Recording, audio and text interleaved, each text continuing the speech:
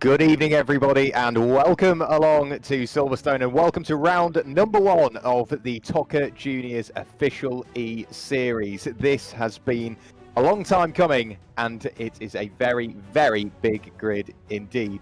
Myself, Jack Worrell, will be joining you in the commentary box over the short season, only 4 rounds, but over those 4 rounds we have 8 races. We've got over 30 drivers registered as well, so it's going to be a very busy night for me, an even busier one for those watching along at home, trying to keep up all the action, and the busiest night of all, I think, goes to our broadcast director, Tom O'Farrell, trying to keep up all of the beautiful imagery you can see on your screens. And of course, a big thank you to Mick Sutton, the series organiser, bringing everything together behind the scenes at PASR.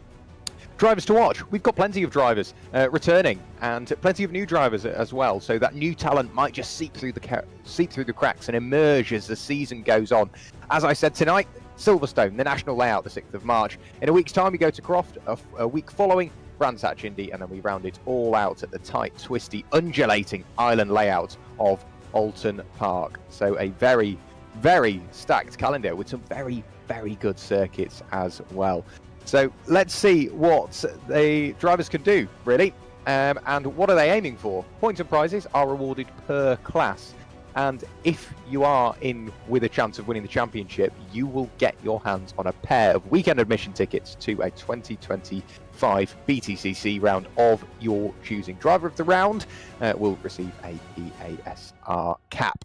So it's champion or nothing for some of these drivers, and they will feel that. There will be some very close racing. This could be one of the closest seasons we have seen in a long, long while, and that's no mean feat, because always here at PASR we get some very close racing. Drivers out for qualifying at the moment.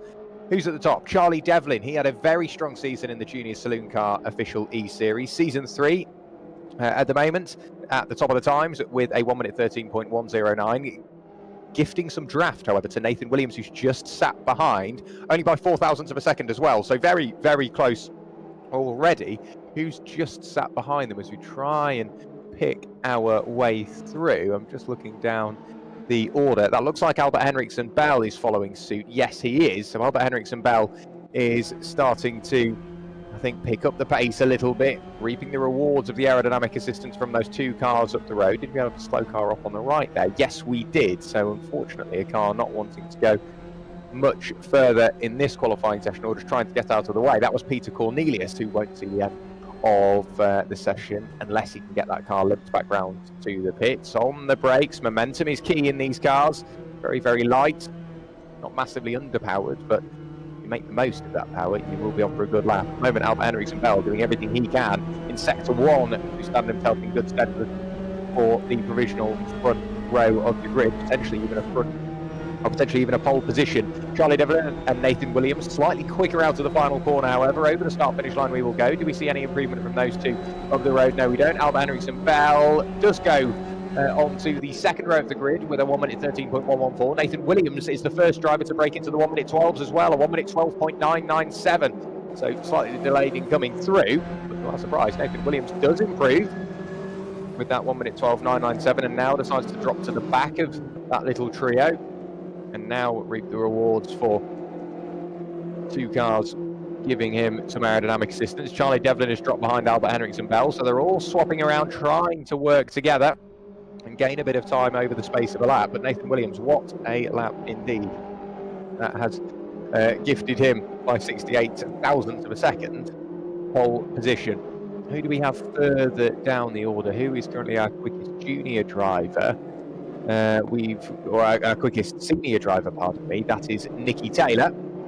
So Nicky, your 2024 Clio Cup GB champion. He's also won a number of other things. If you bear with me, I'll be able to scroll up on my notes and find him. Nicky Taylor, he has raced with PASR before. He, of course, raced in the Pro Simrig Super Touring eSeries. He was a vice champion on that occasion. Very, very quick, knows how to pedal as well. Returning to Clio Cup GB for 2025 in the hopes of defending that championship title. Kyle Felbus has gone to the top of the times at the 1 minute 12.966. Kyle Felbus is a very, very quick driver in his own right. Champion over the Perfect Acceleration Sim Racing MX5 Cup and Season 2 of the Junior Saloon Car Championship official E-Series. So far at the moment, Nicky Taylor, he's on for a good run. 100% podium rate in any race he has entered with the Perfect Acceleration Sim Racing. There was a car slightly sideways coming out onto that back straight. It looks like they've got it all collected up and going once again. There is Ollie Hutton in the number 11 machine. He's on for a good lap, down in 18th place at the moment. Coming off the Wellington straight in towards Brooklands. We might see an improvement from Ollie. Through the final corner, a flick of oversteer with armfuls of opposite lock. Does manage to get the car back under his spell, but that won't be good in terms of lap time. It won't be good in terms of the momentum, which is so crucial in these cars. Over the start finish line, he will go. Let's see whether we can see an improvement from him. Over the line with a 1 minute 14.311. The time he gained in sector 1, he effectively lost in sector 2. So in toward Cops, very quick section of circuit. You've got to be careful not to wander over track limits and invalidate that lap. In toward the Maggots and Beckett's section. We get very, very close indeed, I am sure, throughout the race, because that is a prime overtaking opportunity. Because at that point, you're hard on the brakes, and you'd imagine on the opening couple of laps, they'll be fanning out 2, 3, maybe even 4 wide in the hopes of just trying to find a little bit of space. Going to right has had a small issue. Whereabouts on circuit is that? That's just heading onto the start-finish straight. So coming out of Luffield, you're going to just got on the throttle slightly too early, or was over-eager in the change of direction of the car, and just rotated the car through 180 degrees, but he's got it back going. Jensen O'Neill going a little bit further up the order. He's been going well in the Junior Saloon Car Championship for real as well. He's really been picking up the pace and picking up that experience, which is incredibly crucial in a series like that. Charlie Devlin was on for a good lap, wanders wide into the side of Jake Critchley. Nathan Williams is on his outside, and I don't think this will be an improvement from Charlie Devlin this time. Jake Critchley will feel pretty hard done by there. So he comes out of the final corner, and it doesn't just ruin the end of one lap, it ruins the start of another. Does Nathan Williams improve as he goes over the line? He's 31 thousandths behind Carl Felbus. 32 thousandths is what he will need. Fortunately, this time he doesn't find it. Charlie Devlin has been shuffled down to 4th place. Ollie Wilcox has across the rear of the car, just heading on towards the Wellington Straight. But does get that car back underway again and will continue on. I have to say, there's some very, very striking liveries out on circuit as well this evening. One of the better looking championships, or one of the better looking series, I'd have to say we've got. We always produce some very pretty cars, but any livery seems to match these TOCA Juniors. There is Oliver Watson, armfuls of opposite lock again, just to try and get the car back under his spell, heading on towards the Wellington Straight. I think on the brakes, whilst you're braking and turning with very little weight in the rear of the car, it does induce that lift up oversteer. Tom Potter heading into the pit lane, and Teapot, he's been going well, really picking up the experience. He's got fabulous support from his parents, and you're just seeing him go from strength to strength and seems to be getting quicker and quicker. There is Catherine Potter out there at the moment. Whereabouts is Catherine? She's a little bit further down the order in 26th place. Bit of time to find, but she's in the right place to do it. With cars around her, she'll pick up the aerodynamic assistance from the cars nearby and potentially pick up a bit more pace. Catherine in the number 20 machine, struggling to find a bit of track to call her own at the moment, surrounded by the cars nearby. Back towards the Taylors, Albert Henriksen-Bell has now got himself onto the coattails of both Nicky Taylor and Jordan Taylor. Jordan Taylor just keeping touch with Nicky, and Albert Henriksen-Bell being now on provisional pole position with a 1:12.747. That's probably the largest pole position margin we've seen all session long. With 3.5 minutes to go, Kyle Felbus needs to find 22 hundredths of a second, and then maybe a little bit more just for security. There is Kyle Felbus. He's just a little bit further behind. He will be picking up a small amount of aerodynamic assistance, but he stood on the brakes just to try and get something of a clear lap, heading on to the next rotation of the Silverstone National Circuit. Albert Henriksen-Bell, he is still well and truly there, not only with Jordan Taylor, but with Nicky Taylor. What can Jordan do here about edging his way a little bit further up the road? He only needs 0.02 of a second to get onto the inside of the second row. He finds it with a 1:12.988. How close does that put him to the front row of the grid? Now he's only, what, the best part of 12 thousandths, or 22 thousandths of a second, pardon me, on the front row of the grid. Very, very minor margins, as you'd expect to see at Silverstone. There is Leo Bell. So as he goes over the line, do we see an improvement from Leo? 1:14.094 posted. He's effectively best of the rest, really. He's leading that midfield charge, which is a very tricky job indeed, but doing so rather valiantly, just about inside that top 10. He's got a lot of time to find if he wants to get onto Elliot Dalton-Ayres. There is Jack Price over the line. He's got a couple of cars just behind him, slowly starting to reel him in as well throughout the latter stages of qualifying. An improvement from Jack Price with a 1:13.915.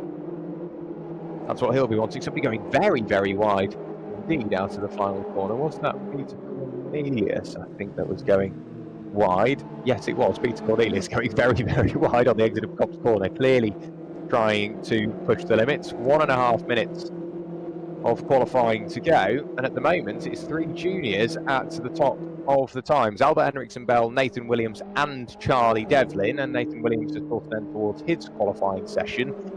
That almost looks mechanical, or he has ran out of fuel. So too has Ollie Wilcox. He's pulled the car over to the left-hand side. Charlie Devlin's still out there and circulating, going off what everybody else is doing. You'd imagine very low on fuel. Catherine Potter just slightly up the road. Charlie Devlin closing in at a rapid rate of knots.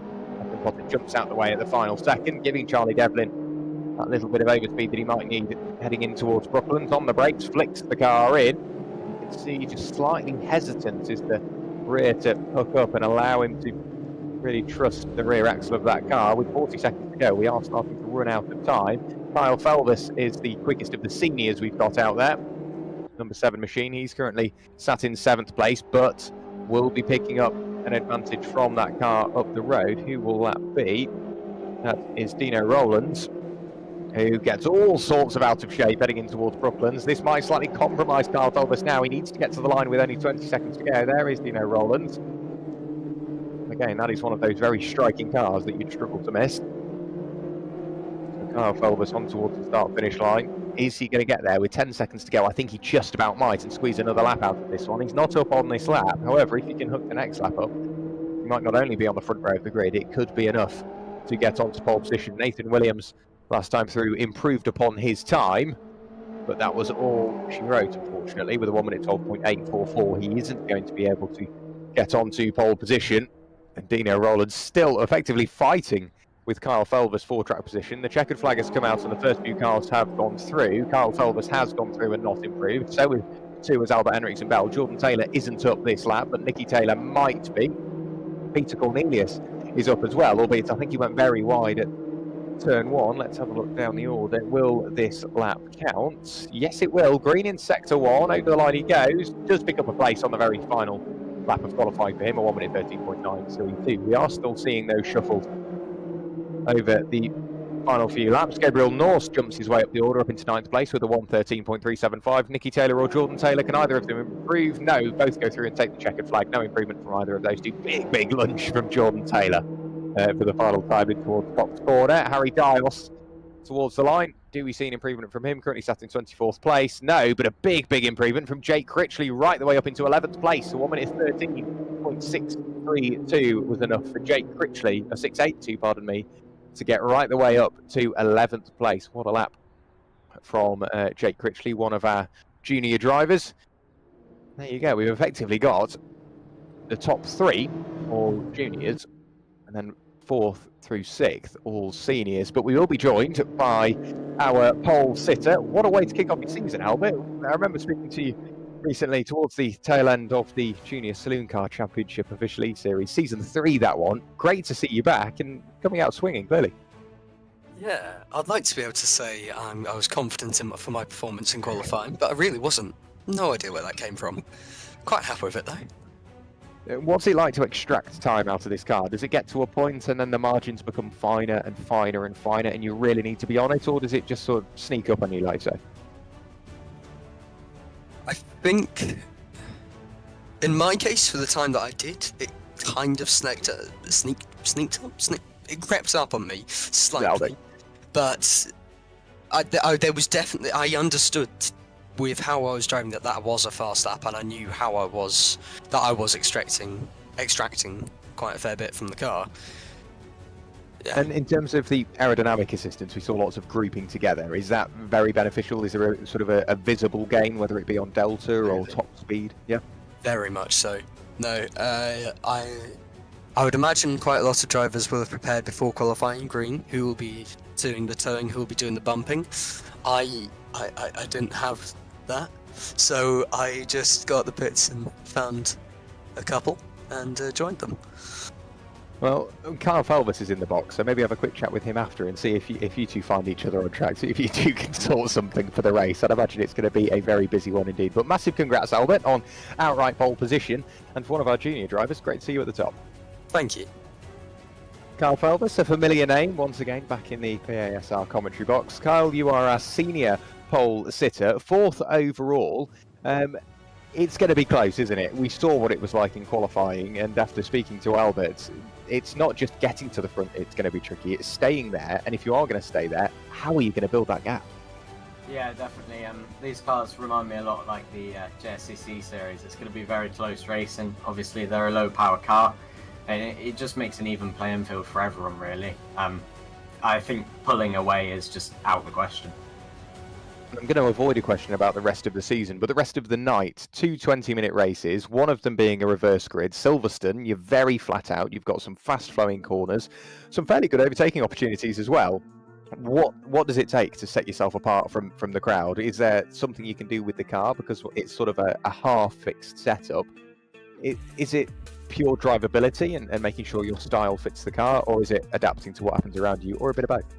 I think it will be a bit of both, especially the reverse grid race. There'll be a lot of people that haven't done a reverse grid before, so I think that's where a lot of us experienced people that have done them will sort of come through the pack. But it's just going to be keeping your wits about you and getting through the chaos.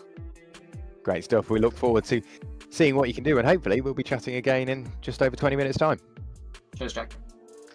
Always good to chat to our pole sitters. Albert Henriksen-Bell and Kyle Felbus joined us in the commentary box. Albert Henriksen-Bell, the outright and junior pole sitter. Kyle Felbus will be lining up in 4th place, our senior pole sitter as well. Split over 2 classes. The way those classes are formed is if you are under 18 years of age, so if you are 17, at round number 1, you fall into the junior class. We don't think anyone's got a birthday, but in case they do, it just saves any class changing. But Albert Henriksen-Bell on the unconventional outside pole position spot here at Silverstone. Look at that grid of cars. It's going to be a very, very close race, not only in race 1, but race 2, right the way through until the 8th race of the season at Oulton Park. On the island layout as well, with some very heavy braking zones into the island hairpin. And then towards the final corner at Lodge, that is 4 weeks away. We've still got to deal with tonight, so make sure you mark them all in your calendar. The clock continues to tick down, and we will be going racing in a few moments' time. Drivers to watch naturally has to be anybody inside that top 10, but don't rule out Jake Critchley. We saw the massive improvement he got towards the very latter stages of qualifying. Elliot Newbury, again, a returning driver with PASR. Keep an eye on him. Peter Cornelius seems to be getting quicker and quicker. Tom Potter for me as well. Tom inside that top 10 in 7th place. Really starting to build up the experience in all kinds of machinery. Front wheel drive, rear wheel drive, lightweight, heavyweight, whatever it is. Tom will drive it and is getting quicker and quicker. I remember him in the PASR MX5 Cup and was very competitive indeed. So let's see what he can do in one of these TOCA Juniors, of course, supported by Chevron, Mongrip, Monte Carlo as well, and of course 2F Media Productions. But Albert Henriksen-Bell on the outside, you'll hope that he can nail the start and then carry that momentum in towards Maggots and then on towards the Wellington Straight. Whether it goes that way is a very different story, because you do leave yourself vulnerable on the outside in towards turn 1. So we've got 6 grey lights. Once they all illuminate, we will be able to go racing. There's 2, there's 3, 4, 5 and 6. And for the first time this season in the TOCA Juniors, we go racing here at Silverstone. Albert Henriksen-Bell gets a good start. Nathan Williams immediately comes over to maximise the aerodynamic assistance. Charlie Devlin gets a good start. So too does Kyle Felbus. He's trying to draw himself up and alongside Jordan Taylor. Or is that Jordan Taylor that's had a cracking start and got around the outside of Kyle Felbus? Yes, it is. Albert Henriksen-Bell leads the field away. Everybody just about gets through turn 1, but Jordan Taylor, what a start. He's got past Kyle Felbus and he's already starting to apply that pressure on towards Charlie Devlin. On the brakes for the first time in towards Maggots, trying to avoid that lockup. Gets very busy indeed. Small lockups and snagged brakes for the first time going through there as the tyres slowly start to build the temperature. A couple of cars going wide purely in avoidance of a slightly slower car, I think, at the apex. 4 wide in the background. Albert Henriksen-Bell working away with Nathan Williams. I think the game plan here is to just try and build a gap and then start to battle. Don't leave yourself vulnerable early on. Nathan Williams just getting slightly too close to Albert Henriksen-Bell there. We're almost unsettling each other on the run through Brooklands for the first time. Then in towards Luffield they will go. You can see just how many cars there is. Charlie Devlin now, he's going to have his pocket picked by Jordan Taylor. Jordan managed to nick his way up the inside at the final corner. And then on towards the start-finish straight. Albert Henriksen-Bell and Nathan Williams are starting to build that gap. They're only 3 or 4 car lengths clear of Charlie Devlin, but he is side-by-side with Jordan Taylor. They're swapping around on the timing tower, meaning the transponders are just trying to keep up with where they are. There is Jordan Taylor and Charlie Devlin going through. Kyle Felbus, a very, very sideways Thomas Potter. Does he get that moment collected up? I think he does. He drops a couple of places, but no more. He just drops time more than anything. That was the largest sacrifice between the two. A couple of cars running wide on the exit of Copse Corner as they go through there. 3 wide in towards Maggots. That's just how busy it is. Tom Potter does indeed get the car back under his spell and kept going. Then no, he doesn't. Has he gone? It's got even worse for Tom. I think on the outside of Copse Corner was very sideways, lost some time. Dino Rowlands, I think, was involved in that one. Yet further contact with the cars around him, and Dino, the Cypriot driver, will drop yet further down the order, unfortunately. Tom Potter sort of had a couple of bites at the cherry, got the car recovered, then didn't, then did, then didn't, and unfortunately I think another car was there in the process, and the two found each other. Jensen O'Neill going has got himself up in towards the top 10, past Elliot Newbury. Those two continue to swap around as they try and decide what order they want to be in as well. So as close as it is, the racing definitely will not stop through these final 17.5 minutes. So Dino apologies if you're not Cypriot, was going off the flags. There is a car slow on the outside, rattling over the grass. A car almost found the pit wall as well. So Callum Williams just managed to get the car back on the road, albeit it looks like he's got some sort of issue, or he's trying to get out of the way, or didn't really have much choice, but found the grass.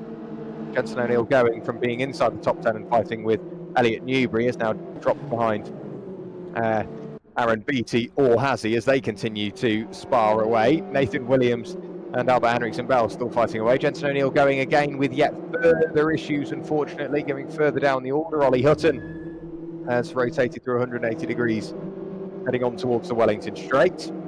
He manages to find a gear and get that car back going. Callan Williams and Matt Reid all fighting away with each other. Matt Reid riding on board with him now in the KKM car. Through the left-hander at Brooklands, then into the right-hander at Luffield before we've got the quick right at Woodcote onto the start-finish straight. Just playing with the throttle, trying to maximise the momentum as best as possible. Just sat behind Matt Reid at the moment. It says Tom Potter on the timing screen. But riding on board, there is Finlay. So I think my live timing on my end just had something of a hiccup.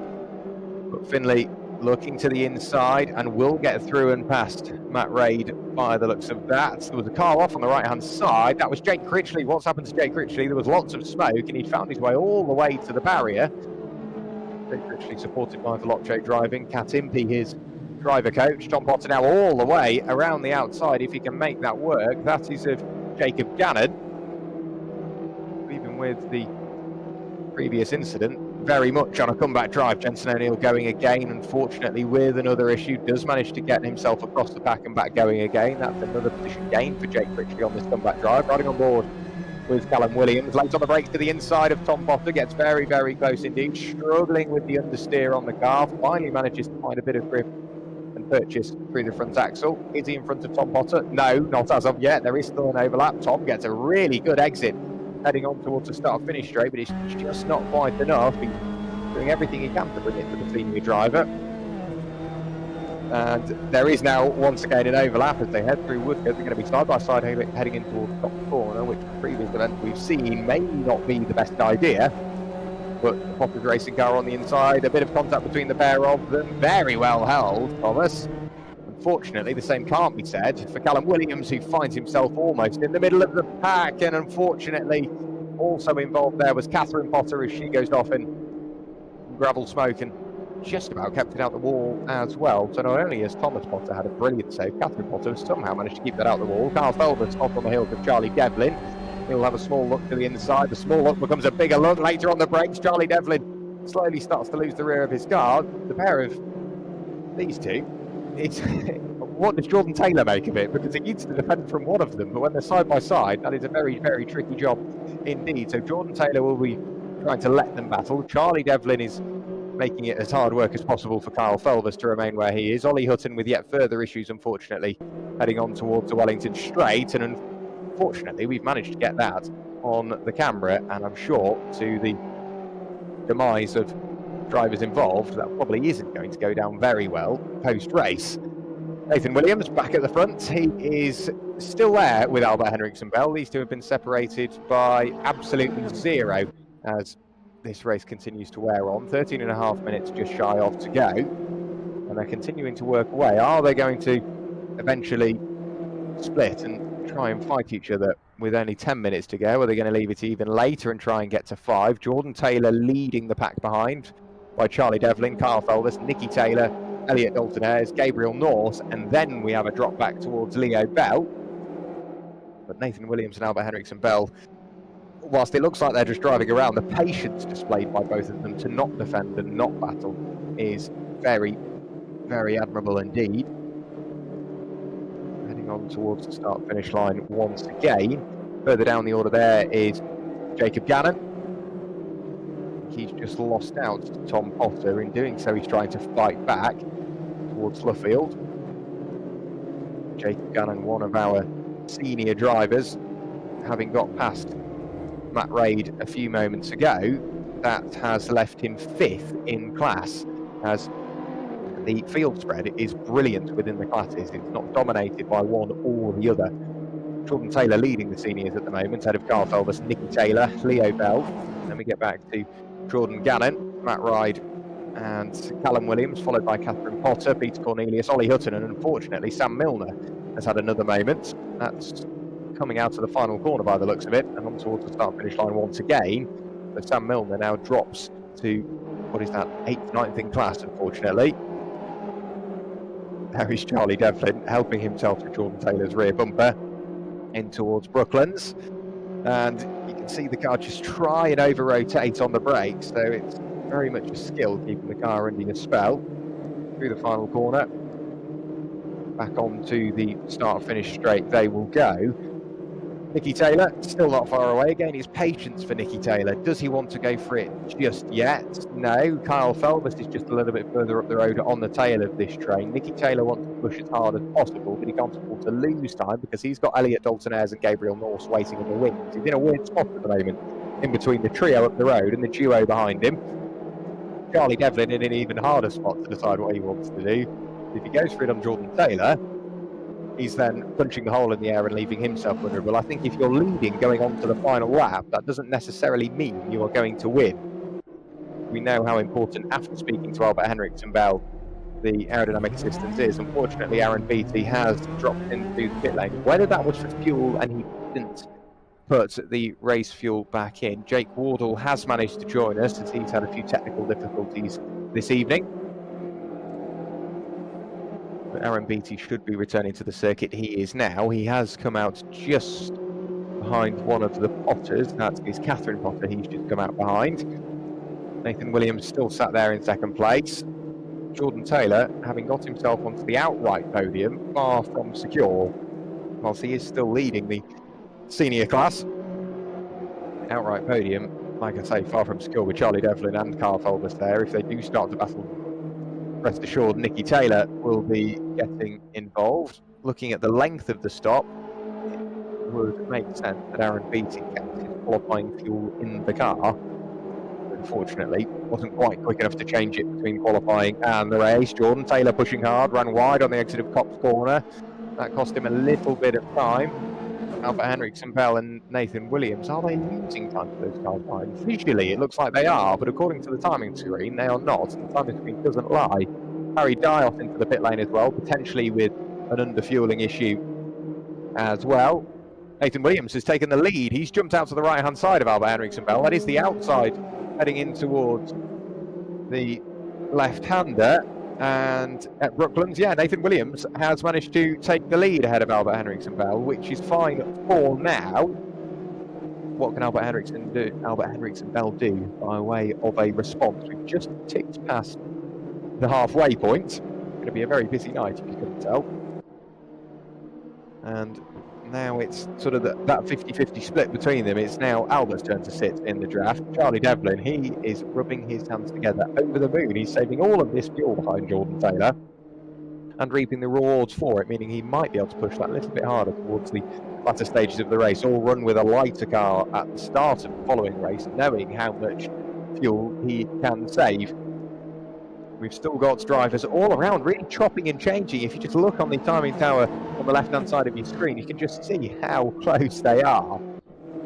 Further down the order, we've got Dino Rowlands. He's now looking to the inside of Ollie Watson in towards Copse Corner. On the brakes at the inside, position made for Dino. That was a good lap by him as well, with an overtake involved. So Jordan Taylor is closing the gap. It's come down from 1.5 seconds to only about 0.7 of a second. So that overtake that Nathan Williams pulled off has effectively cost him time. And Charlie Devlin, I think, with some gentle persuasion up the road on his part, it's allowing Jordan to continue closing that gap. Visually, they'll see that. Mentally, they'll feel that. They'll start to push harder with only 7.5 minutes to go. You can see that encouragement from behind with Charlie Devlin. He is currently third in the senior class, and then, or currently third in the junior class, pardon me. Jordan Taylor leading the senior class. You can see just how little steering input you need to put in through Copse Corner and allow the car to naturally rotate. That would effectively be slightly nicer on the car. You're not forcing it to do something. It will naturally want to rotate on its way through from what we hear from the drivers. And absolutely point perfect for Jordan Taylor. Surgical stuff as he continues to close in on the duo up the road. So the Graves Motorsport car of Jordan there in third place. The sister car, also run by Graves Motorsport, Nikki Taylor. She's down in sixth place and not too far away, only 2 seconds. But then you've got 0.8 of a second back to Elliot Dalton. So Nikki can't afford a mistake at all, as it will come round to bite him and will be very costly indeed. There is your race leader, Nathan Williams. He's pulled out a bit of a gap now, 0.4 of a second between himself and Albert Henriksen Bell. A car peeling off in towards the pit lane as well. We'll have to keep an eye out who that is. That is Sam Milner, so potentially another car with either damage or underfueling issues. Nathan Williams, that 0.4 of a second he had at the start of the straight, evaporates to only 0.2 of a second. It shows how advantageous that draft really is. If you can get a car up the road punching the hole, that it will work for you. Of course, Jordan Taylor, every 10th he finds, it might gain him 2/10 in lap time. So it just multiplies and snowballs and snowballs the closer he gets to the cars up the road. So it's gone from 2 for the lead and 3 for third place to now 4 for the lead. And Kyle Felbus is more wondering where everyone's gone up the road. They've all started to disappear away from him. Unfortunately, he's not been brought with them. There is a bit of lapse traffic involved in there as well. Let's try and pick out who that is. That is Jensen O'Neill going, who has worked his way in between the leading packs. That might just give Kyle Felbus what he needs in the final 5.5 minutes of the race to close in on those cars up the road. Albert Henriksen Bell, 0.4 of a second away from Nathan Williams again at the start of the straight. Let's see what it is by the time we get towards Copse Corner. Through Woodcut we go. Getting closer and closer and closer as the aerodynamic assistance becomes more powerful the closer you get to that car that is punching that TOCA Junior sized hole in the air. Charlie Devlin is still hustling on Jordan Taylor. What was the gap as they go through turn 1? Back to 0.2 of a second again. So it's going to take a little something for Albert Henriksen Bell if he wants to make a move in the final quarter of this race. There is Jake Critchley. An issue towards the start of the race put him in the wall. Brilliant comeback drive, however. He continues to fight on. He's up into 16th place now. There is Elliot Newbury, and he's fighting away with Leo Bell for 9th and 10th place respectively. It's Elliot Newbury's inside in towards Maggots. Can he get the move pulled off? Yes, he can in the first instance on the way through, but can Leo Bell look for the cutback? Yes, he can. Very well read, Leo. Back up the inside he will go, and back in front of Elliot Newbury. This is the kind of racing we wanted to see, and it's the kind of racing we really expected with a grid size of 29 and with the amount of talent and experience we've got on the grid. We knew it was going to be very close indeed. Jordan Taylor has now picked the pocket of Albert Henriksen Bell. So Jordan Taylor up into 2nd place, remains in the lead of the senior class. He could be on for an outright win at this rate. Albert Henriksen Bell unfortunately dropping down into 3rd place overall, 2nd in the juniors. It could be 3rd in the juniors soon as Charlie Devlin is back with him. So was starting at the front, maybe not the way to go. Is he short on fuel? Have the tyres started to pay the price? You'd expect it to be the other way around. Tyres starting to wear on the cars behind, having gone through all that hot, dirty air. At the moment, he is the meat in the sandwich. Well and truly, Charlie Devlin starting to hustle on now. The last thing he will want is to lose time to Jordan Taylor and the duo up the road. Peter Cornelius picking up a space as Gunnar Wright has run the car through 90 degrees. Gets going once again, and we'll take another lap in the book in a few moments' time. Here is Gabriel Norse really hustling Elliot Dalton-Ayres down the Wellington straight in towards Brooklands. We go, and on the brakes at a very similar time, differing lines. Elliot Dalton-Ayres opts for the slightly tighter entry, which gives him free rein on the line he wants to take through Brooklands, or through Luffield, pardon me. Charlie Devlin has not only got through and past Elliot Dalton-Ayres, he's got through and past Jordan Taylor, and Albert Henriksen Bell, pardon me. Albert Henriksen Bell is now trying to get through and past Jordan Taylor. Whilst all this is going on, Nathan Williams is running away up the road. So Charlie Devlin now for 2nd place. Jordan Taylor remains in 3rd after Albert looked hopeful for 3rd place in towards turn 1.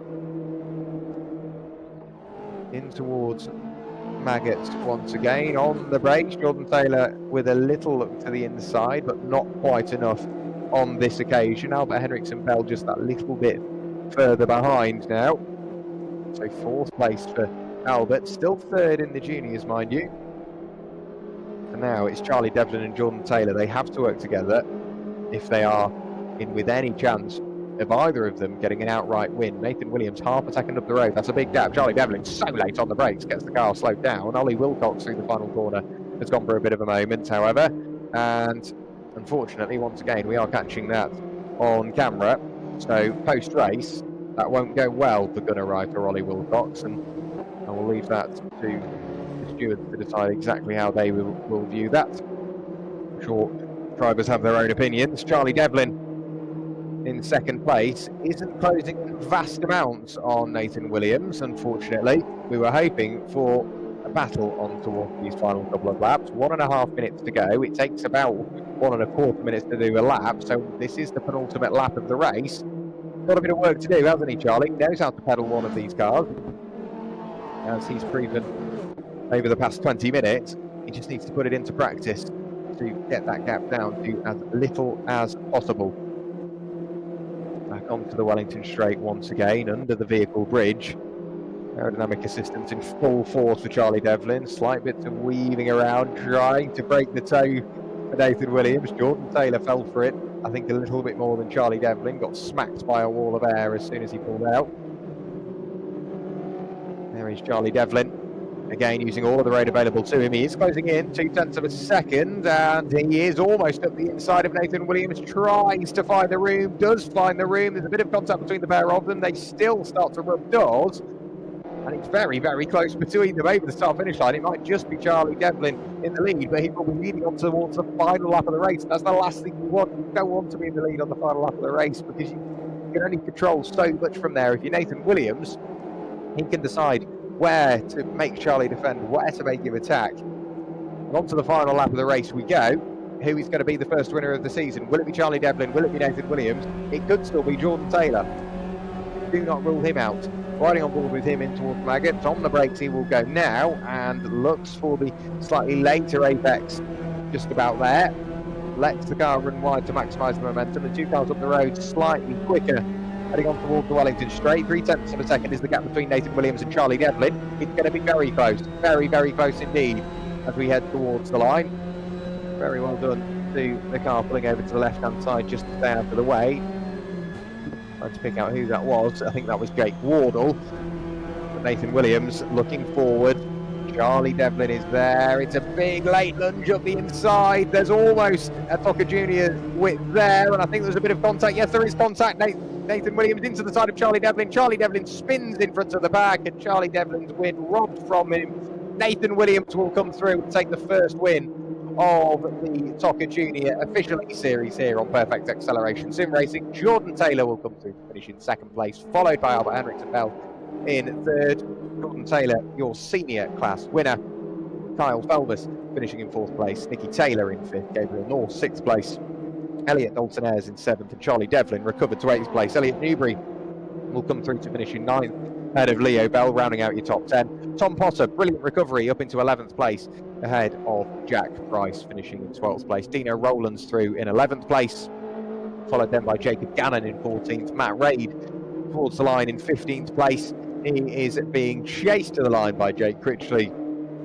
Again, a very good comeback drive from Jake Critchley up into 16th place. Finley will finish in 17th place ahead of Ollie Watson and Callum Williams. He's just coming towards the line now. Peter Cornelius, there's a bit of swapping and changing around. Peter Cornelius will finish in 20th place ahead of Aaron Beattie towards the line in 21st. Catherine Potter, an exciting race, I am sure. It seemed like there was a lot going on for Catherine, crossing the line in 22nd place. There is Gunnar Wright, finishing in 23rd place. Harry Dios, I fear, has run out of fuel on the very final lap of the race, meaning he will be demoted down into 24th place. We've already seen Ollie Hutton cross the line in 24th. So too with Ollie Wilcox in 25th, and Jensen O'Neill gone through to finish in 26th place. Harry Dios, I think that might actually drop him down to 27th place come the end of the race, as that will classify as a retirement. Jake Wardle finished in 28th place, albeit joining Stuart Watt late on Into the commentary box, however, your first overall winner of the season. Naturally, with that goes the junior class win. Nathan Williams, welcome to the commentary box, kicking off the season exactly how you'd like. Yeah, that's a very good, obviously, race. Obviously, I think me and Albert had a very good start, managed to pull away. And then I think there's just 3 cars slipstream behind, we got caught back up, and then I think it's just defending from then. And it seemed like a very intense final couple of laps, and there was no telling on which way the race would go. I was very much working on the assumption if you were leading going on to the final lap, no way does that mean you're going to win, because we know how strong the aerodynamic assistance is. At what point do you sort of decide, maybe with Albert we saw you were going to swap around? Was that something previously discussed, or you were at the halfway point, let's swap around, and then it was your turn to punch the hole in the air? Nah, I just saw that the cars behind were catching by about 3/10 of a lap, just used to having another car in the slipstream, so I just sort of thought that we're going to get caught anyway. There's a reason to try. If we lose, we're going to get caught, so we may as well try something different. I went ahead, we still got caught, but I don't think it lost as much time as just trying to see something if we could keep that gap we had. Yeah, and setting the tone for the rest of the season, you'd hope. One of the closest series you've raced in, because we know that you can race in the junior saloons. We know how close the Ginettas are. We know how close the MX-5s are, just to name a few. This seems that little bit closer, doesn't it? Yeah, they're so close. It's half a second in the slipstream a lap, and I think it makes some really good racing, because there's just you can't tell who's going to come out of each straight ahead, because there's the bump drafting and slipstreaming. It just makes it some really, really good racing. Great stuff. Always good to chat, Nathan. Massive congratulations on winning the first round of the TOCA Juniors official eSeries. Thank you. So good to chat to Nathan Williams. Hopefully we can talk to him again in around about 20 minutes' time. Jordan Taylor, however, joins us in the commentary box, second place outright, and our senior class winner. Jordan, it didn't seem like that was on the cards, but all of a sudden it came round. Maybe not a second place on the podium, but leading the class. I think you did that lights to flag after a cracking start. Yeah, I mean, well, in my head, anyone ahead of me is still an opponent, so it's a loss to me still, but I know it's a class win, it's still a good thing. It was a really good race. I've got to thank Charlie. He didn't have to work with me to catch the other two, so massive props to him for working with me. And he wouldn't have been in the position to be fighting for the lead, and I wouldn't have been in that position either if he didn't work with me. As Nathan was saying, the slipstream's worth a lot, and it's crazy, especially being Silverstone International. It's just straight after straight. So once me and Charlie got our heads down, we just reeled in that couple tenths a lap, and yeah, we caught up, and whatever happened at the end happened at the end. And now time for the reverse grid. So we were just saying how busy it was. How busy is the next one going to be? Well, I don't know if you commentated on JSCC season 2, but yeah.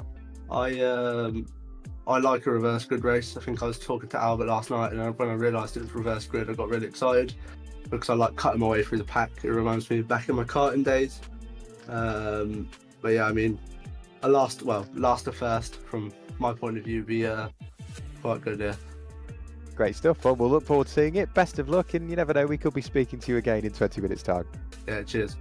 Brilliant. Always good to chat to Jordan Taylor, of course, star of the PASR JSCC Season 2. That was an absolute privilege to commentate on. We've already got through Season 3, and hopefully Season 4 is on the horizon. So whilst we're in the brief intermission between Race 1 and Race 2, we will crack on with a little bit of housekeeping in the background. Then we can hear a quick word from PASR themselves.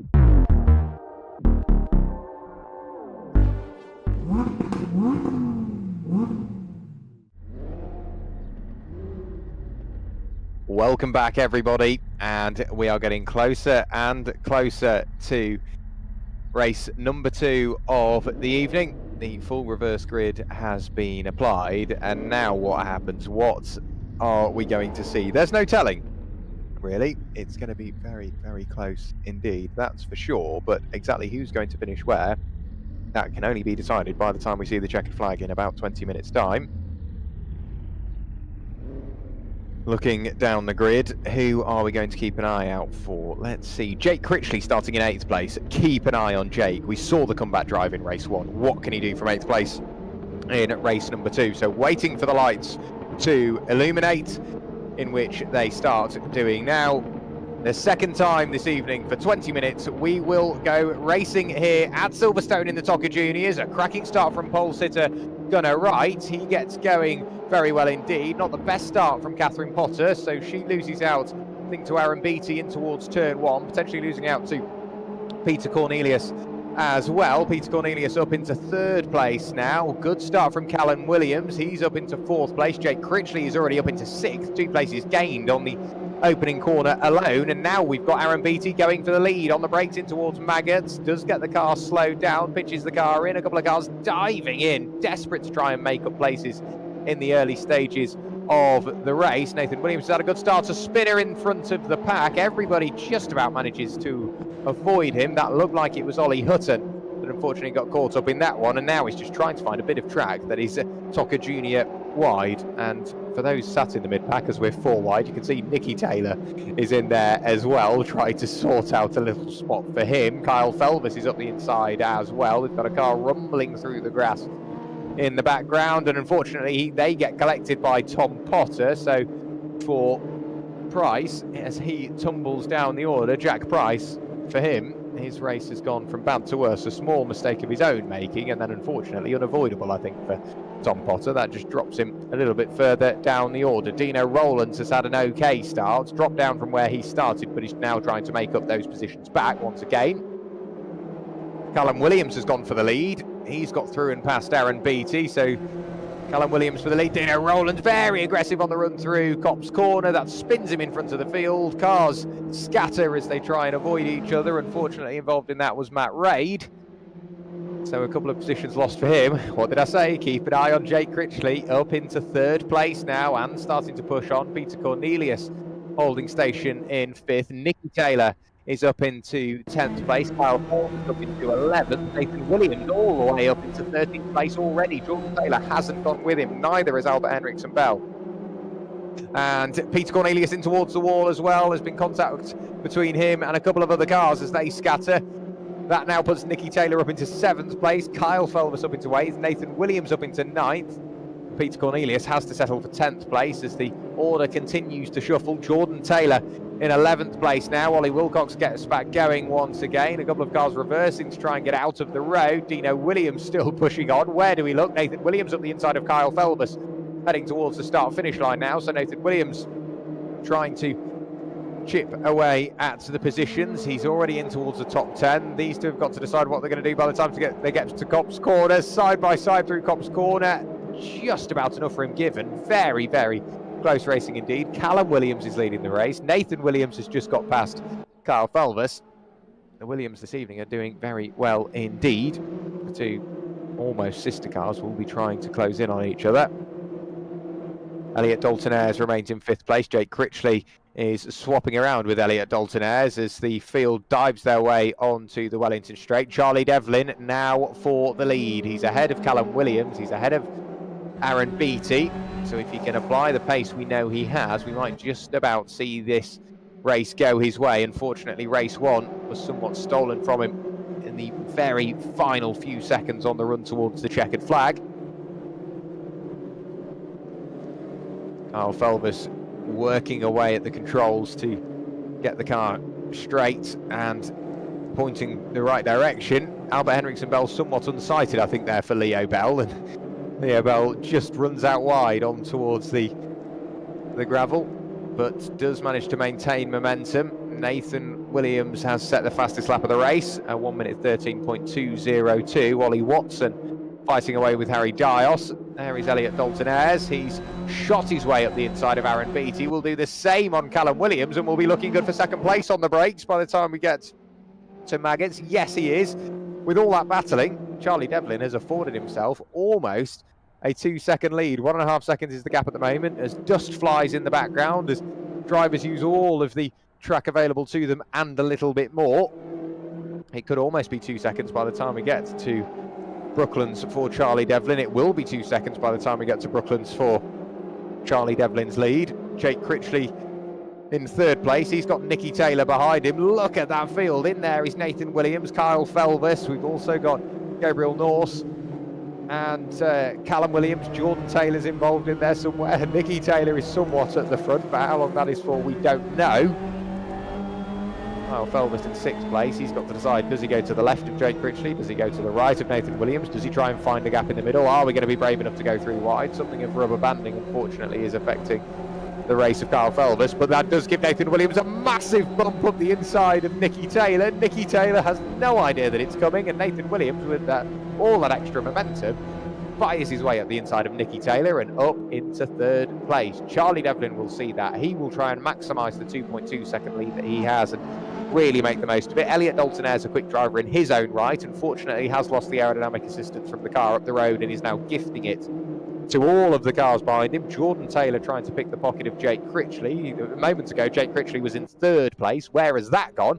That's now seventh place. Somehow we're already 14. No, we've only got 14.5 minutes left of this race. We're already a quarter of the way through. Where have those first few laps gone?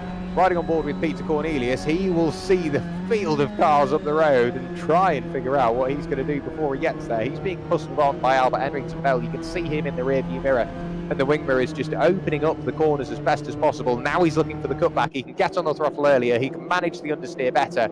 And on towards the start-finish line, Albert Henrington Bell. Very well worked move. Clever driving from Albert. He's got the experience and he's applying it very well indeed. And position made up into 11th place. He will now see the field up the road. The first car he would meet at the moment is Jake Critchley. Jordan Taylor and Gabriel Norse continuing to swap around, but Peter Cornelius back up the inside. You could see there that change as soon as Albert Henrington Bell got in front. The aerodynamic assistance took over and allowed Peter to get that overspeed in towards Cox Corner and get that position back. That's costing them time. If you're Peter, you'd expect just to stick and hold station for a moment. Allow yourself and the cars around you to catch those cars up the road, because a position gained and lost for 10th and 11th, that's great. You're in 10th and 11th place. What a brilliant place to be. But if you could make that 8th to 11th or 6th to 11th, what a position to be in. Nathan Williams has now got through and past Elliot Dalton-Ayres for second place. Charlie Devlin leading the way by 2.6 seconds. That is a monumental margin to try and overcome for Charlie Devlin. Lots of chopping and changing. Aaron Beattie trying to find a bit of room on the inside of Jake Critchley. Albert Henrington Bell has now got through and past Peter Cornelius and almost Aaron Beattie. Dives to the inside on the run through Nuffield, heading towards Woodgate now. Position secured. Albert Henrington Bell tucked up and behind the rear wing of Jake Critchley on the start-finish line, and towards Cops Corner go the field. And that is, what, now 6 laps completed, 7 laps completed? Yes, 6 laps completed. On to the 7th we go. Gabriel Norse is really applying that pressure onto Callum Williams. Callum was bouncing over the curbs, bouncing over the grass. We've got a couple of cars going very, very wide, and unfortunately Peter Cornelius loses the rear of the car and I think found the wall, unfortunately. So that has put an end to his race for a position inside that top 10. Charlie Devlin will now focus on managing the gap he has to Nathan Williams. Elliot Dalton-Ayres will try and keep in touch with Nathan Williams. 3 juniors leading the way, 3 seniors 4th, 5th and 6th. Finley has unfortunately lost the rear of his car heading through Maggots on towards the Wellington Straight, albeit massively hindered by that lack of momentum. There is Nicky Taylor. He is pushing on now. He's trying to get through and past Elliot Dalton-Ayres and onto the coattails of Nathan Williams. Behind him is Kyle Felvis, so he can't afford to think about this for too long. The man from Norfolk, the man from Norwich, pardon me, same place. Nicky Taylor is going to try and reel in a overall position. He's currently leading the class, but as we said, Kyle Felvis is just sat behind. Any mistake, any time lost could put paid to that. He might lose out on a position for an overall podium, but also for a in-class win as well in the seniors. Is he going to look to the inside here? Leave Elliot Daltonaires in the middle of the road. Very, very smooth driving indeed. Down the gearbox, just one. Through the long right-hander at Maggot and on towards the Wellington straight. Now is he going to have a look in towards Brooklyn?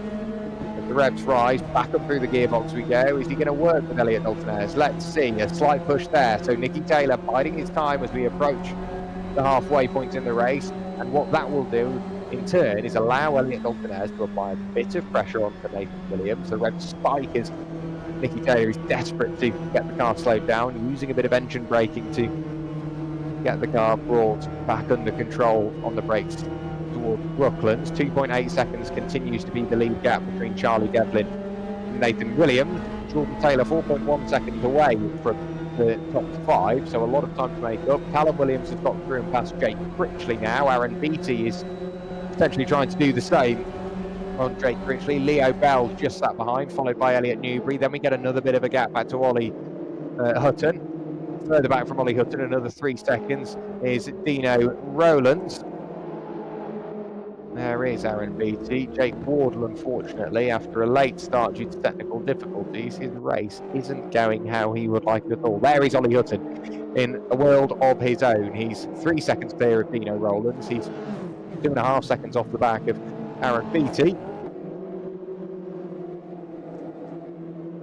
So down in 14th place at present is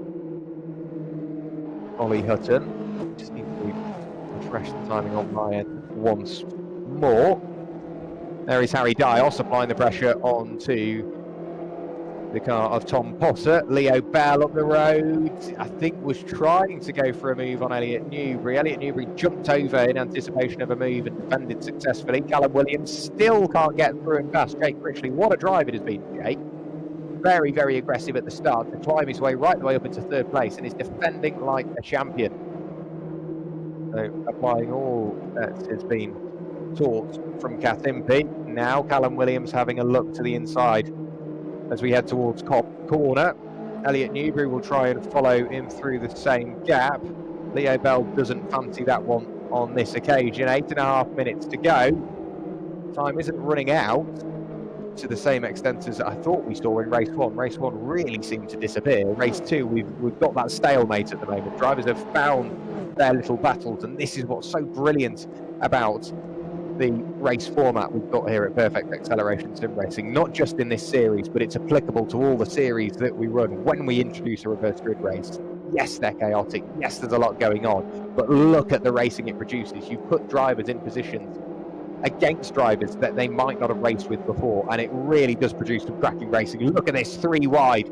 We've got Jake Critchley on the inside, Callum Williams in the middle, Elliot Newbury on the outside, and somehow watching along is Leo Bell, trying to figure out what he wants to do about this. Callum Williams now gets up the inside of Jake Critchley, almost a bit of contact between the pair of them. Following on is Aaron Beattie. He will be watching this all unfold in front of him, crossing his fingers that something happens to make them lose a little bit of time.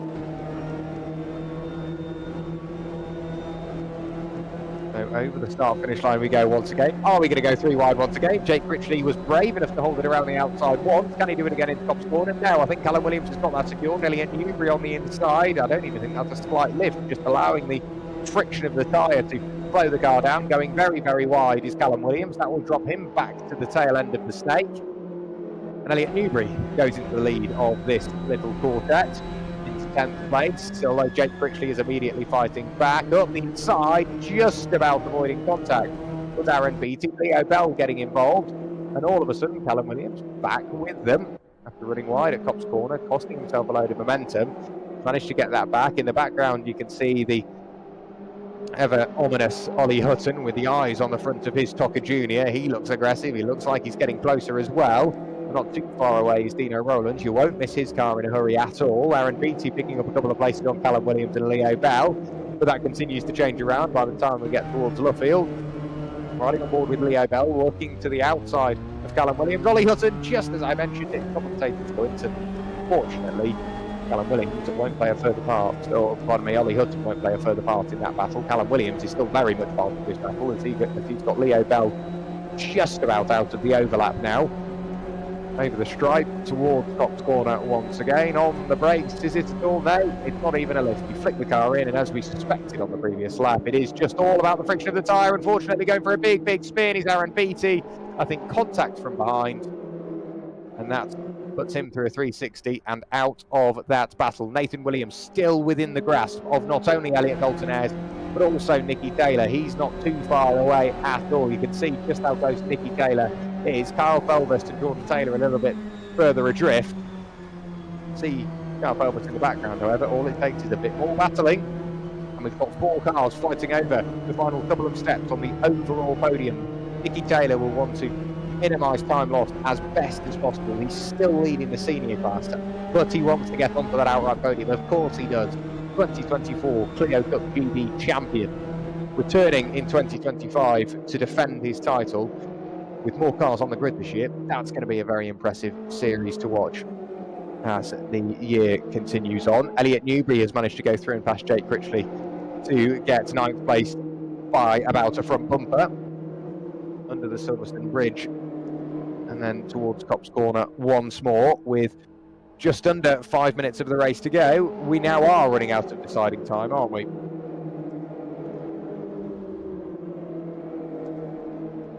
So looking at the rest of the field, who do we have swapping around? It all seems to be top 15 upwards.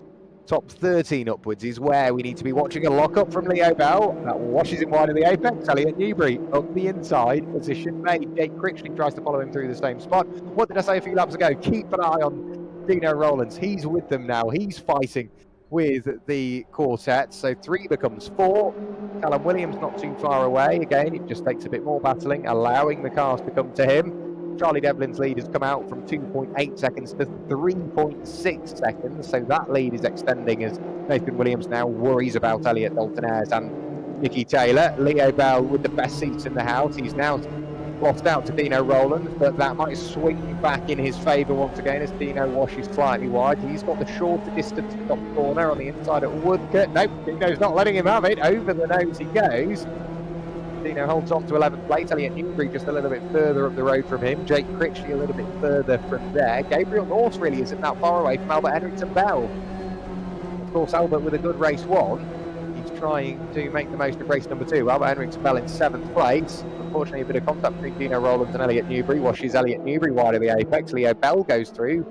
Dino Rowland goes through, and Jake Critchley is watching this all unfold in his rearview mirror. Let's see what Albert Henriksen Bell can do about any attention that Gabriel Norse may bring up on him. There's only 0.3 of a second between them, and we know over a lap, after speaking to Nathan Williams, that there's half a second in draft over the space of a lap. That battle will continue to develop over the final 2 and a bit minutes that we've got left here at Silverstone this evening. Where has this evening gone? It's absolutely flown by. The rest of the season is going to do the same with just how good the action is on circuit. No doubt we'll be calling for a summer series and a winter series, or just a season with what we've seen previous 8 rounds, 10 rounds, 20 races, whatever it may be. It would be brilliant to see these cars back out on circuit. I'm saying this already, and we've still got 6 races of the season to go. We've got 2.5 minutes left of this one. If you are enjoying it at home, please do let us know. Let us know what you think of the car, what you think of the stream, and just how good you think this racing has been this evening. Show some support. It really does go a long way. Jake Critchley with a bit of contact with Dino Rowland. Dino is really driving like a touring car driver at the moment, putting the bumper to a couple of people. That's just allowing him to gain time when it works, but lose time when it doesn't, because now we've seen Dino Rowland has lost out to Elliot Newbury, and Jake Critchley, as a result of that contact, that washed him wide of the apex at Cops Corner, and he's now down into 11th place, back outside of the top 10. Once again, there's an invisible wall there, and only a few can get over, but as soon as further do, others fall back down again. It's so close to try and get inside this top 10. Callum Williams 0.6 of a second away. The battle has continued, and Callum Williams could still be on for a top 10. Charlie Devlin heading on towards his penultimate lap of the race for Net Sense Future Class. Over the line he will go. 2 more rotations of the Silverstone National Circuit for him to claim the 2nd win of the season in the TOCA Juniors and his outright class win. Of course, the first race going to Nathan Williams. Dino Rowlands side by side with Elliot Newbury, trading a little bit of paint as we head towards the start-finish line for the penultimate time. So the DRR entry Very, very bright indeed. You can't miss it. Jake Critchley tried to come over and defend, but the gap closed. Elliot Newbury might be the big winner out of this. Look at that. Read the situation perfectly. Dived to the inside, and Elliot Newbury now inside the top 10. Leo Bell up the road has time for this to perfection. He got to the front and just built enough of a gap to allow the cars behind to battle amongst themselves. With them now is Callum Williams. He was a few seconds back a few laps ago, and now look, he let the cars with him. He let the battle just continue to spar on, and there he is, absolutely part of this. Callum Williams could still be on for 11th place. Charlie Devlin will very shortly be heading on towards his final lap of the race. There is Peter Cornelius fighting away with Thomas Potter. He's just about managed to get in front this time, heading on towards the Wellington Straight. There's still an overlap there, a bit of contact in a straight line, which does not need to happen. Don't let the car wander around on you. Towards Brooklands once again, Peter Cornelius, who's going to be later on the brakes. It is Tom Potter to the inside, keeping the car just about pointing the right way. Brilliant move by Tom Potter. Can he hold it towards Luffield? Yes, he can. So Tom Potter, there's been some fabulous comeback drives this evening from Tom. He's not quite gone his way, but driving through the field in the way he has, going very, very well indeed. Now all of a sudden, Nicky Taylor under pressure from Elliot Dalton-Ayres. Nicky Taylor up into 3rd place, but Elliot Dalton-Ayres isn't letting him get away with it. The final lap of the race is here, and Elliot Dalton-Ayres wants to hold on to the final step of the overall podium. Nicky Taylor wants it. He also doesn't want to lose time and lose the lead of the senior class. He's somehow found a little bit of real estate heading down the Wellington Straight on the base in towards Brooklands. Nicky Taylor to the inside. Can he get the move done? No, not this time. It will be the outside for Luffield. Is he going to look for the cutback? He doesn't want to leave himself vulnerable to Kyle Felbus, who is well and truly there. This is going to be a run to the line. Charlie Devlin is on the way towards the line as well, but Nicky Taylor is just about done enough, I think, to fend off any attacks from Kyle Felbus. But Charlie Devlin will come through and take the win in race number 2 here at Silverstone. Nathan Williams makes it 2 podiums for the 2, a win in race 1 and 2nd place in race 2. Elliot Dalton-Ayres somehow holds on to 3rd place by 81 thousandths of a second. Nicky Taylor finishes in 4th place and takes the win in the senior class. Kyle Felbus 5th and 2nd in the senior class, and Jordan Taylor makes it 2 Taylors on the senior class podium, finishing 6th overall and 3rd place in the senior class. Albert Henriksen Bell and Gabriel Norse have come through in 7th and 8th respectively. Leo Bell and Dino Rowlands round out your top 10, followed by Elliot Newbury, Jake Critchley, Callum Williams and Aaron Beattie, pardon me, come towards the line to finish in 14th place. Ollie Hutton finishes in 15th, ahead of Jack Price and Peter Cornelius. Tom Potter secures 18th place. And then, as we look further down the order, Jacob Gannon will come over the line to finish in 19th place, ahead of Catherine Potter. Then it's Gunnar Wright, who just about crossed the line in 21st place, ahead of Harry Dias and Jake Wardle, 22nd and 23rd. 24th place will go the way of Matt Raid, followed by Finley TW in 25th place. Ollie Wilcox has already come through to take the checkered flag. Unfortunately, in that final race of the evening, we lost Ollie Wilcox and we also lost Jensen O'Neill going.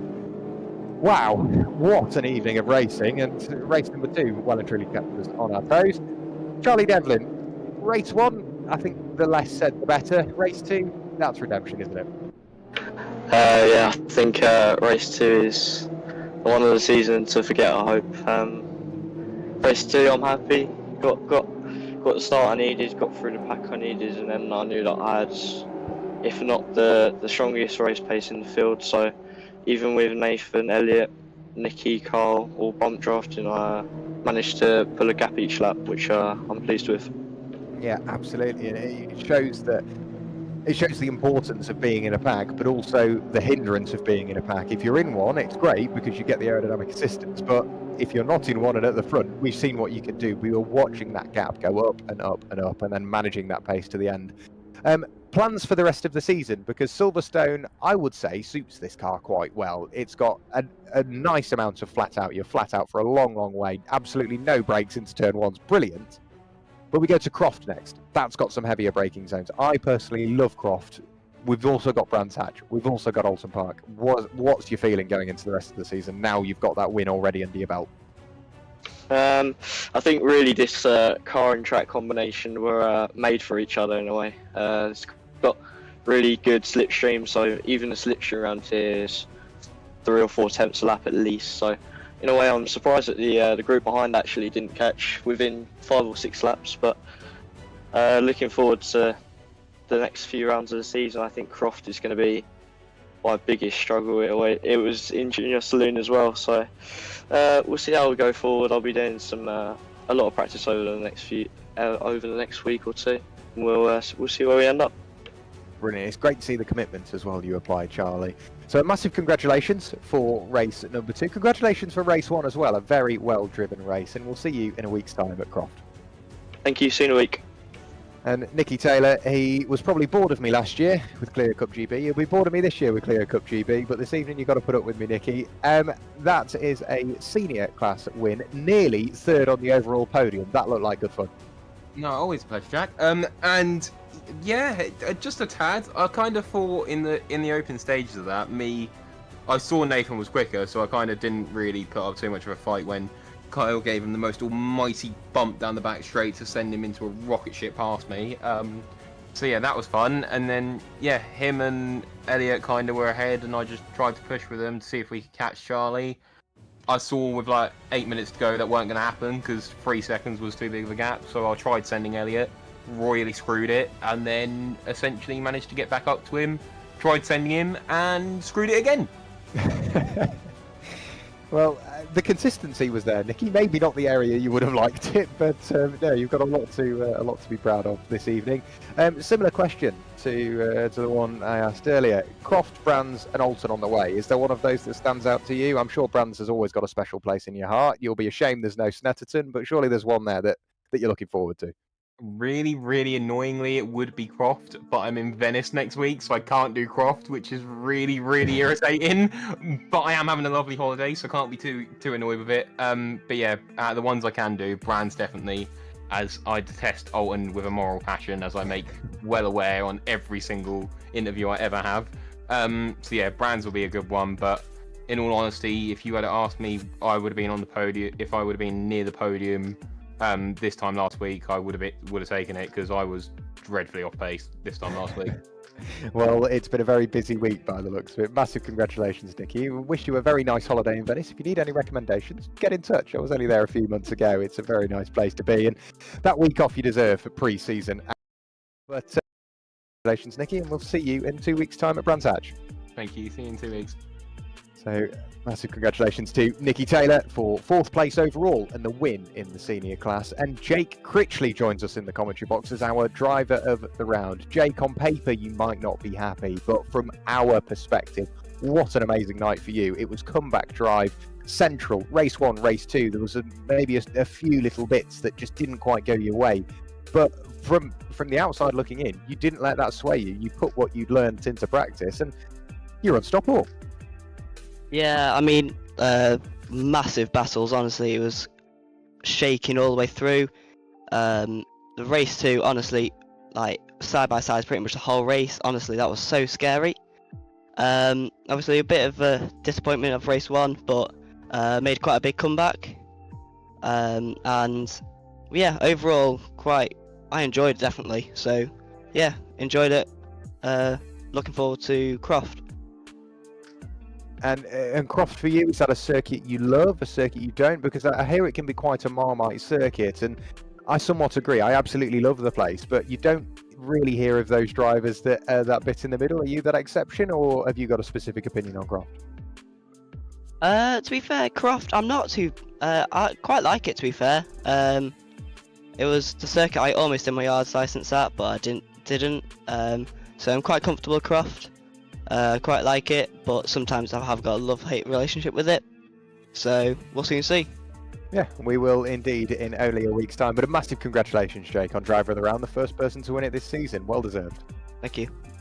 So always good to talk to all of our drivers this evening. It's been a very busy commentary box indeed, and will continue to be so. Let's have a quick look at how the provisional standings look. In the juniors, Nathan Williams tops on 37 points ahead of Charlie Devlin on 33, Albert Henriksen Bell on 31, Elliot Dalton Ayres on 28, Gabriel Norse on 26. Then there's the larger gap back to Elliot Newbury on 19, Dino Rowlands, who's only 10 years old, bear in mind, on 17 points, Tom Potter on 14, tied for 8th place with Jake Critchley and Jack Price, all 3 of those on 14th place. I will leave you to go through the rest of the order as you wish. Nicky Taylor is tied for 1st place in the seniors ahead of Jordan Taylor. But Nicky Taylor and Kyle Felbus both on 36 points. As I said, Jordan Taylor only a point back in third place. Then a 9-point gap back to Leo Bell on 26, Callum Williams on 20. 1 point back is Jacob Gannon. 2 points back is Peter Cornelius. 1 point back is Ollie Hutton and Matt Raid, 8th and 9th. Catherine Potter rounds out your top 10 and 14. And we'll keep Sammy Milner in there as well in 11th place on 5 points. We're starting to tell how this season's going to go. It's very, very close indeed. Let's just remind you on how the rest of the year looks. So in a week's time, we go to Croft on the 13th of March. Mark it in your calendars. Round 3 takes place on the 20th of March at Brands Hatch on the Indy layout. And we round out the short blast of the TOCA Juniors on the 27th of March at Alton Park on the Island layout. That is one to turn up for. Absolutely come back and watch then. Make sure you fill the gaps with Croft and Brands Hatch to set the tone, but Alton Park, if you have anywhere to be, cancel it. Alton Park on the Island layout, with the championship I'm sure yet to be decided by that point. That will be a night to remember. But for the first time this season, massive thank you for coming along. Massive thank you for watching. It has been an absolute pleasure. And wow, what a reason to come back. What an advert for the series. TOCA Juniors will return to your screens on 3 more occasions, as we've already seen. Somehow Tom O'Farrell has still kept up with the action. How he does it, we will never know. So a massive thank you to our broadcast director, Tom, from 2F Media Productions, and of course Mick Sutton, the man behind it all at PASR. And a final thanks to the drivers, everyone involved, and those watching along at home. We'll see you in a week's time at Croft, but from us all here at Perfect Acceleration Sim Racing, we'll see you soon. Bye bye.